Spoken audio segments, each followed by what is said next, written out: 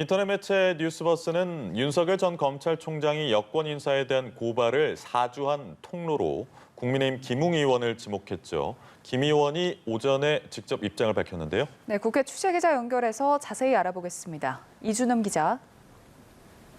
네, 윤석열 전 검찰총장의 측근 손준성 검사로부터 최강욱 열린민주당 대표 등 여권 인사에 대한 고발장을 넘겨받았다는 이른바 고발 사주 의혹 당사자인 김 의원이 기자회견을 열었습니다.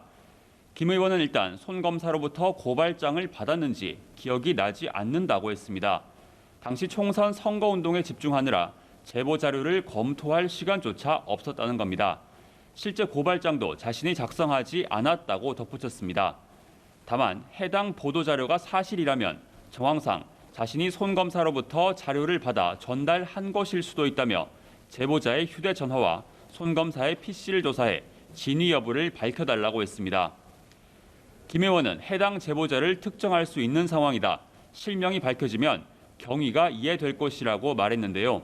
앞서 한 언론과의 인터뷰에선 이 제보자가 국민의힘이 아닌 황당한 캠프에 가 있다고 주장하기도 했습니다. 이처럼 김 의원은 의혹의 핵심 쟁점에 대해 뾰족한 설명을 내놓지 못하면서 이 사안을 둘러싼 혼선이 한층 가중되는 모습입니다. 다만 김 의원은 불미스러운 일에 관여된 책임을 지겠다며 유승민 캠프 대변인직을 사퇴했습니다. 윤석열 캠프 윤희석 대변인은 윤 전 총장이 김웅 의원 또 손준성 검사와 가까운 사이가 아니라며 여권의 의도가 있을 수 있다고 선을 그었고 당시 법무부 장관이었던 추미애 후보는 윤 전 총장과 손 검사가 이미 컴퓨터를 대청소해 큰 소리를 치고 있다고 비판했습니다. 윤 전 총장이 현재 각종 여론조사상으로 선두권인 만큼 이번 사태가 대선판에 미칠 영향에 관심이 쏠리는데요. 그리고 오늘 여야 주자들의 움직임은 어떻습니까?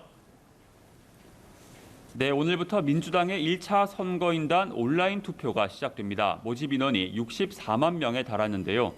이 투표함은 12일에 열리는데 이 대의원이나 권리당원이 아닌 일반 당원과 국민들의 표심이어서 이 민심의 향배를 가늠할 수 있을 전망입니다. 이재명 후보는 앞서 충청권 압승 기세를 바탕으로 이 1차 슈퍼위크에서도 확실한 우위를 점하겠다는 각오입니다. 반면 이낙연 후보는 이번에 역전의 토대를 마련한 뒤 이 텃밭인 호남에서 추격의 기회를 잡겠다고 벼르고 있습니다. 국민의힘 대선 주자 윤석열 전 검찰총장은 공개 일정 없이 내부 비공개 간담회를 하는 등 캠프 정비에 주력합니다. 유승민 전 의원도 이 캠프 대변인이었던 김웅 의원의 윤석열 검찰 고발 사주 의혹 기자회견 관련 내부 대책을 논의하고 있습니다. 홍준표 의원은 대한의사협회를 방문했고 최재형 전 감사원장은 언론 인터뷰에 나섰습니다. 원희룡 전 제주지사는 지역 아동센터와 정책 협약식에 참석했습니다. 또 사실상 제3지대에서 움직이고 있는 김동연 전 경제부총리 오늘 온라인으로 대선 출마를 공식 선언했습니다. 김 전 부총리는 대한민국을 기득권 공화국에서 기회 공화국으로 완전히 바꿔 승자 독식 구조를 깨야 한다고 강조했습니다. 네, 한편 오늘 국회에서 교섭단체 대표 연설이 열렸는데 이 내용도 전해주시죠. 네, 오늘은 민주당 윤호중 원내대표가 대표 연설을 했습니다. 가장 강조한 부분은 위드 코로나였습니다.